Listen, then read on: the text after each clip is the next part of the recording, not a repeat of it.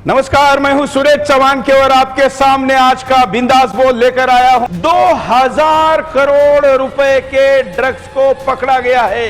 इसलिए हिंदुस्तान में नशा का आतंक है, नशा का जिहाद है, नारकोटिक टेररिज्म है और यह सारा सब कुछ करने वाली गैंग के विरुद्ध सुदर्शन आवाज उठाता है। यह बड़े ही खतरनाक है, आतंकवादियों से कम नहीं है। यह जानकारी तमिलनाडु की घटना जिसमें जाफर जयपुर से पकड़ा गया। आए दिन ड्रग्स पकड़ी जाने की कई घटनाएं हो रही है। अब लोगों को आदत हो जाती है कि जब एक ही घटना बार बार न्यूज आती है तो उनको लगता है ठीक है, चल रहा है, ये भी एक कारोबार है। लेकिन एक कारोबार नहीं, ये लोगों का परिवार ही नहीं, देश उद्ध्वस्त करने का टेररिज्म है। और इसलिए इसमें राजनीतिक पहलू भी है। मैं मुरली जी के पास चलता। मुरली जी, ऐसा कहा जा रहा है कि जो पकड़ा गया है जाफर, उसका तमिलनाडु के सरकार के लोगों से संबंध है। देखिए, नशा करने के बाद में अच्छा लगता है लोगों को, अच्छा लगने के बाद उसकी लत पड़ जाती है। पहले स्टार्टिंग में कोई कभी फ्री भी देते हैं, तो ये पूरा सरगना लोगों का और माफिया लोगों का काम है कि तमिलनाडु सरकार के वरिष्ठ लोग भी इस 2000 करोड़ के नशा के कारोबार के साथ उनका लिंक जा रहा है। ये नशा का कारोबार कैसे करीब सारे परिवारों तक पहुंचने के लिए कैसे षड्यंत्र रखे जाते हैं, क्या कितना बड़ा खतरा है। किराने की दुकान होती है जहाँ बच्चों को छोटी छोटी गोलियां, टॉफियां 1-1, 2-2 रुपए में जो मिलती है, उन दुकानों पे मैंने खुद ने छापा मारा है।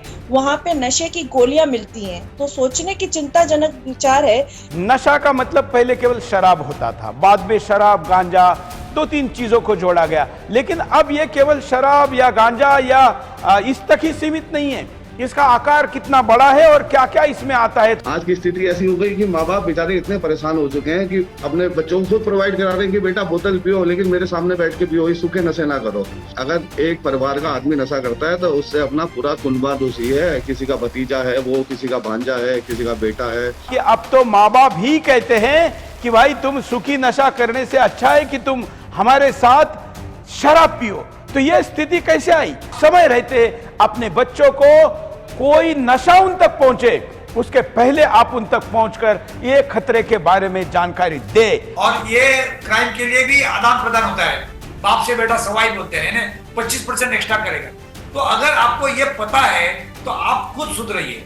आपकी जो रेव पार्टियां होती है, रेव पार्टियां ये किसी के इन्वॉल्वमेंट के बगैर नहीं होती है। उसमें पुलिस इन्वॉल्व है, अथॉरिटीज इन्वॉल्व है, पॉलिटिशियंस इन्वॉल्व है। हम एक लंबी सीरीज लेकर आएंगे और आपको तो पता है सुदर्शन हिम्मत से काम करता है। अब अगले मुद्दे की तरफ चलते हैं। वो है जो आप जिससे प्रसन्न होंगे। सुदर्शन किसी लड़ाई को लड़ना शुरू कर देता है तो उस पर रिजल्ट लाता है। आप जानते हैं ये जो पाकिस्तान से आए हुए हिंदू परिवार है, वो हिंदू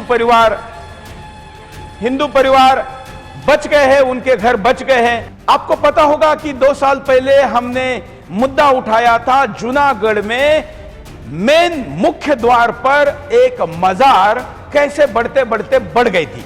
यहां रातों रात सब कुछ सपाट कर दिया।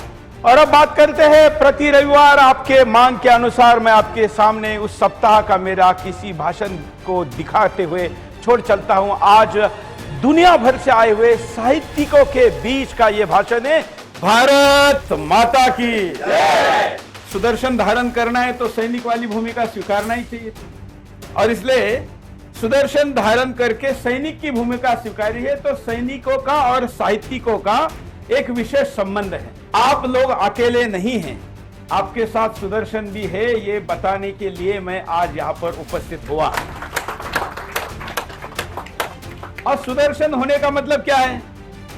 तो यह है कि हम साहित्य क्षेत्र में जितना काम कर रहे हैं उसमें और अधिक काम करने की आवश्यकता है, क्योंकि पहले साहित्यिक के खिलाफ किसी ने कोई साहित्य लिखा तो उसको काउंटर करने के लिए दूसरा साहित्य लिखा जाता।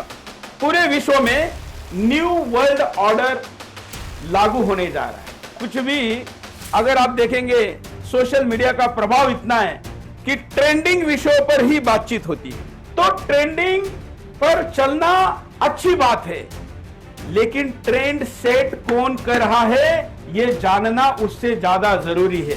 तो नैरेटिव सेट करने वाले, क्योंकि हर युग में एक आवश्यकता है, इस युग की, इस समय की आवश्यकता यह है कि हमें एक नैरेटिव सेट करना है। वो नैरेटिव सेट करना तभी संभव होता है जब एक साथ मिलकर एक दिशा में हम बात करें। या अन्य क्षेत्र से अभी आपको पता होगा कि एक रेप की बड़ी चर्चा हो रही है जो झारखंड में हुआ। मैं मीडिया का हूं, बड़े जिम्मेवारी के साथ कहता हूं, कई रेप होते नहीं है लेकिन बताए जाते हैं। क्यों? क्योंकि हिंदुस्तान को रेप कैपिटल बताना है। पूजा पाठ बताने वाले ऐप भी गूगल से हटवाए। क्यों? क्योंकि वैज्ञानिक हिंदू धर्म बता रहे थे। इसलिए आपको 2030 के खिलाफ जब आप लिखना शुरू करेंगे, और अगर आप नहीं लिखेंगे तो हिंदुस्तान को बताएगा कौन? वो किसके रहेंगे? इतनी बड़ी समस्या आने वाली है, इसकी फैक्ट्रियां सज रही है।